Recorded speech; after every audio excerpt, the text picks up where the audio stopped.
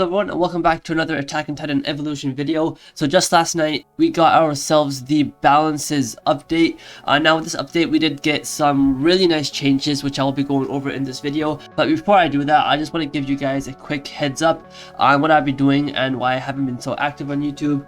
So some of you may already know, but I have been working on a game for almost I think a year now, and we are extremely close to release.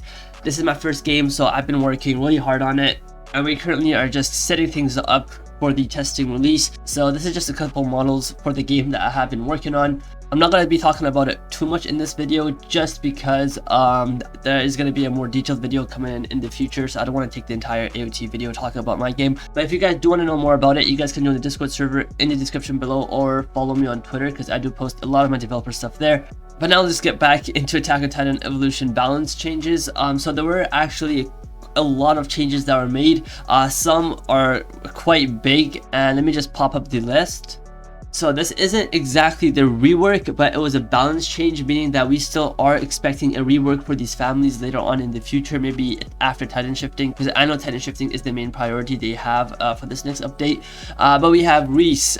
You guys know this was the absolute trash. It was just like, it was honestly absolutely useless, but they gave it a revive, 20% more gold and EXP boost, and Titans only have a 25% slower reaction to you. That means that Titans will not aggro you. They don't have that thing where like they have 100% no aggro chance, so they just have a slower reaction. So honestly, this still is the worst red, but it isn't as bad as it was before. They removed the no aggro thingy, and we only have 25% slow reaction, which is honestly quite OP for grinding still. Then one of the biggest ones were Ackerman.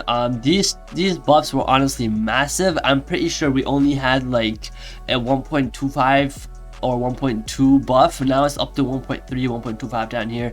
So these blades, other weapons that then blades damage with blades, it's broken. It was 1.35 damage with blades, and on blade skills as well. Now you get a 1.25, so that's really OP.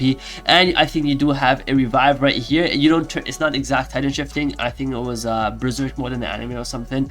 But they called it what they called it. I think they called it Bloodlust. Yeah, there it is. Bloodlust, getting 25% boost in all stats, maintain speed at low HP, and 5 seconds of iframe on revive, and you can only do it once per match, which is all right. I'm not sure. I think they should have done this to Yuger too, like made that thingy that kills like everything in this radius once per match. But this is all the balance changes that we did get with the families. Now there are a bunch of other stuff. All of this was also added. Literally, this developer just came in like a day ago and he already made all these changes.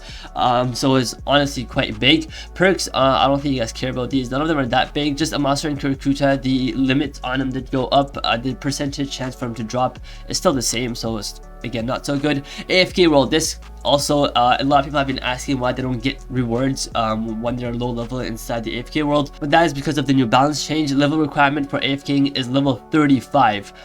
So if you guys are below level 35, you will not be getting any spins or anything, just because a lot of alts were just AFKing literally like for a week, then they will pop up with a red family and just start grinding from level 0. Yeah, you can't do that no more. Also, spins are now gained at spins you only get at prestige 1, but also if you were to prestige 2, I think the chance the rate for what you get, it becomes higher, so you get EXP, money, and spins faster if you're prestige 2 than a prestige 1 person.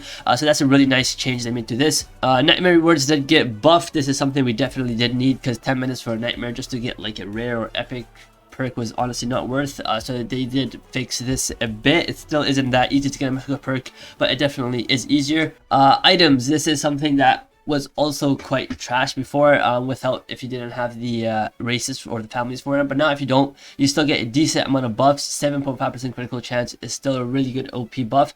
This is Mikasa's scarf. Then we have Aaron's cloak that gives more buffs with Eager, and then basement key with Eager, and you can just read all those buffs. And at the bottom they have reduced stun times on Titan attacks. I'm not exactly sure what that means, but I don't know, they fixed something.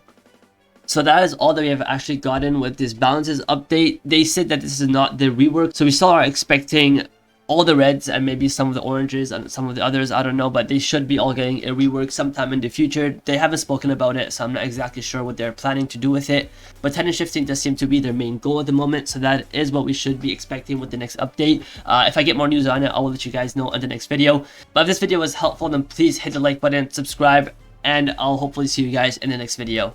Goodbye.